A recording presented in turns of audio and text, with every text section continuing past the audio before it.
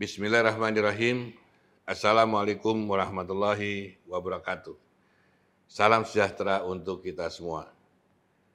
Yang saya hormati dan banggakan, Dewan Pelindung dan Penasehat Putra-Putri Maritim Indonesia, para pembina Putra-Putri Maritim Indonesia, para peserta Diklat Putra-Putri Maritim Indonesia.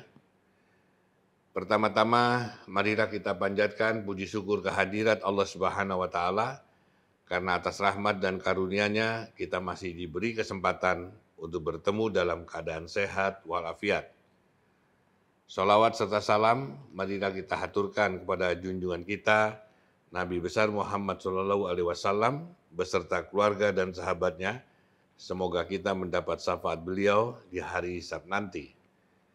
Saya sampaikan terima kasih kepada para pembina Putra-Putri Maritim Indonesia yang mengundang saya untuk ikut menyumbangkan pikiran dan pendapat dalam pembekalan Diklat Putra-Putri Maritim Indonesia yang diselenggarakan hari ini. Saya memohon maaf tidak dapat hadir di tengah-tengah Anda sekalian, dikarenakan saya berada di Sulawesi Selatan untuk agenda yang sudah terjadwal sebelumnya. Putra-Putri Maritim Indonesia yang saya banggakan, pada tanggal 31 Agustus 1928, Ki Hajar Dewantoro, pendiri Lembaga Pendidikan Taman Siswa, yang juga pahlawan nasional, di mana hari kelahiran beliau kita peringati setiap tanggal 2 Mei sebagai Hari Pendidikan Nasional, telah menitipkan wasiat yang sangat penting. Kalimatnya sebagai berikut, pengajaran harus bersifat kebangsaan, sebab kalau pengajaran bagi anak-anak tidak berdasarkan kenasionalan, anak-anak tak mungkin mempunyai rasa cinta bangsa dan makin lama akan terpisah dari bangsanya, kemudian barangkali akan menjadi lawan kita. Coba renungkan kalimat tersebut, betapa dahsyatnya pemikiran luhur para pendiri bangsa kita, karena pada saat itu, ketika Indonesia belum merdeka, Ki Hajar Dewantoro telah menekankan pentingnya nasionalisme di dada para pelajar dan kaum terdidik. Oleh karena itu, dalam buku Peta Jalan Mengembalikan Kedaulatan dan Mewujudkan Kesejahteraan Rakyat yang saya susun, dan semoga sudah dimiliki oleh para peserta diklat, saya awali dengan kalimat pengantar yang mengingatkan kita semua pentingnya membaca kembali pemikiran-pemikiran luhur para pendiri bangsa ini. Agar kita tidak meninggalkan sejarah, agar kita tidak membelokkan dan menghapus sejarah, yaitu sejarah perjuangan pergerakan kemerdekaan Indonesia, terutama jasa yang tak ternilai harganya dari para pendiri bangsa yang telah meletakkan negara Indonesia merdeka di atas nilai-nilai budaya dan falsafah bangsa Indonesia.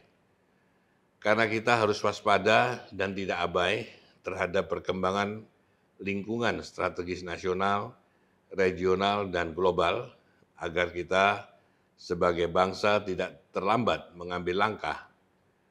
Karena penghancuran ingatan kolektif suatu bangsa dapat dilakukan dengan metode damai atau non-militer, dengan cara memecah belah persatuan, mempengaruhi, menguasai, dan mengendalikan pikiran dan hati warga bangsa, agar tidak memiliki kesadaran, kewaspadaan, dan jati diri, sehingga gagal dalam regenerasi untuk mencapai cita-cita dan tujuan nasional bangsa tersebut. Silahkan kalian baca dan pelajari buku Peta Jalan tersebut. Saya tidak akan membedah panjang lebar tentang isi buku tersebut, karena saya yakin kalian adalah generasi pilihan yang memiliki patriotisme dan nasionalisme di dada kalian semua. Putra-putri Maritim Indonesia yang saya banggakan, suatu ketika saya pernah diminta berbicara tentang kedaulatan pangan di hadapan para pengurus Kamar Dagang dan Industri di acara Agro Expo. Ini perlu saya sampaikan karena terkait dengan maritim dan tema ekonomi biru dalam perspektif ketahanan pangan.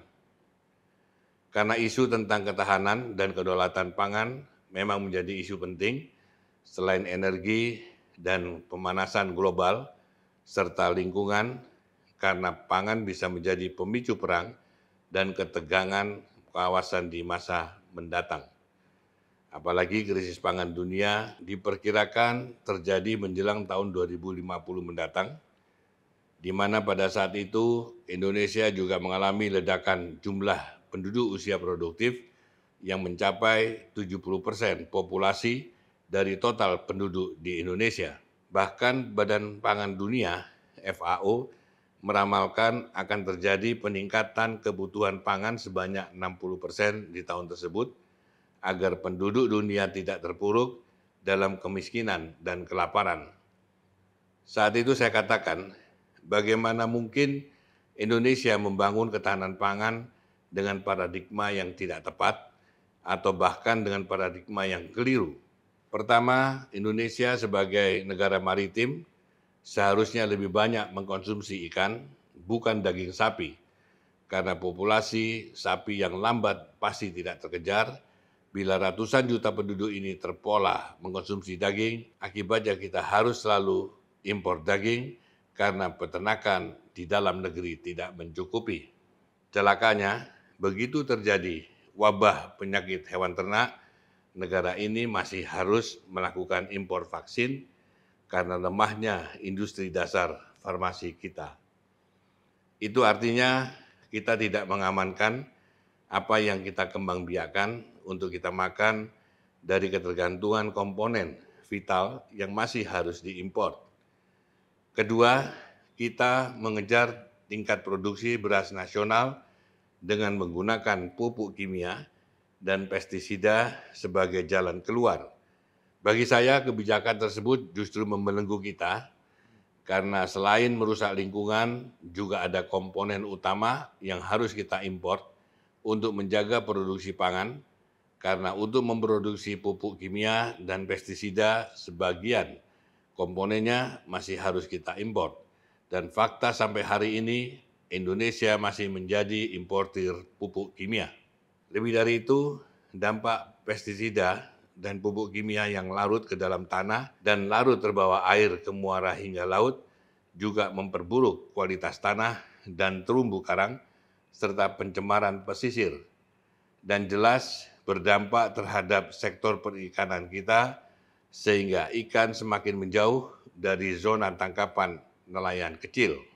Dampak multidimensi ini dalam jangka panjang membuat bangsa ini tergantung kepada impor beberapa komoditas pangan.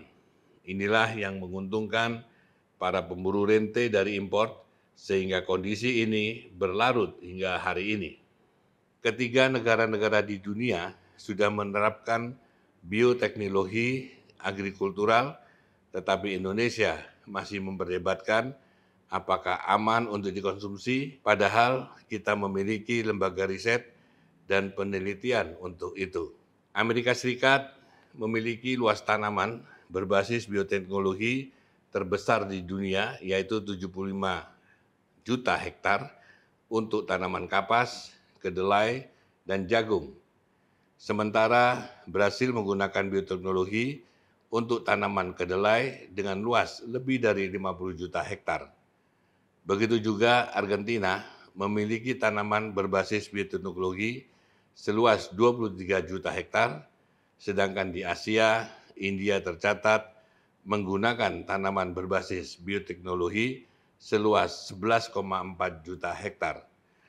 Artinya, negara-negara di dunia sudah menempuh peta jalan ini sebagai upaya untuk memperkuat ketahanan pangan, karena memang secara teori bioteknologi juga bisa menjadi jawaban atas perubahan iklim global, krisis air, sekaligus pengurangan pestisida dan emisi karbon dunia. Itu jika orientasi bioteknologi dibaurkan dengan program lingkungan hidup dan energi hijau. Karena itu, orientasi negara menjadi sangat penting. Negara harus mengarahkan program rekayasa genetika dengan pendekatan bioteknologi dengan target hasil yang bisa dikembangkan. tahan terhadap perubahan iklim, aman dikonsumsi, serta berdampak positif terhadap lingkungan. Putra-putri maritim Indonesia yang saya banggakan, saya ingin mengajak kita untuk melihat secara lebih dalam, lebih fundamental lagi dalam melihat persoalan ketahanan pangan.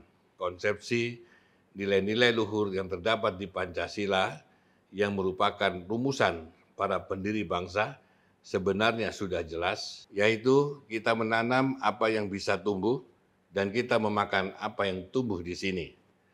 Dan negeri ini telah diberi anugerah oleh Allah Subhanahu wa Ta'ala sebagai negeri yang kaya dengan keanekaragaman hayati, negeri yang memiliki dua iklim, negeri yang berada di garis khatulistiwa, negeri dengan garis pantai terpanjang kedua di dunia setelah Kanada.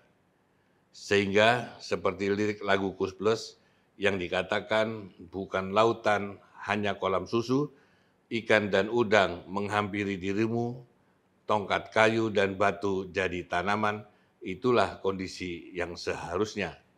Artinya tidak ada konsepsi impor pangan bila kita menyadari konsepsi dari nilai fundamental tersebut. Karena itu, seperti saya sebut tadi di atas, bahwa ke depan revolusi ketahanan pangan adalah semua variabel untuk memastikan ketahanan pangan tersebut ada di dalam negeri. Bahan bakunya ada di sini dan bisa kita produksi sendiri. Artinya jelas kita tidak boleh lagi menggunakan pupuk kimia yang unsur komponennya seperti fosfat masih harus kita import, apalagi menjadikan pupuk kimia menjadi variabel utama dalam ketahanan pangan. Kita harus memiliki industri farmasi dan vaksin sendiri. Sebab jika tidak, itu namanya kita salah berpikir karena membangun sebuah kedaulatan, ternyata kita tidak berdaulat atas apa yang mau kita bangun. Sehingga sekali lagi, sangat penting bagi kita sebagai sebuah bangsa untuk menentukan orientasi pengembangan bioteknologi di Indonesia sebagai bagian dari ekonomi biru.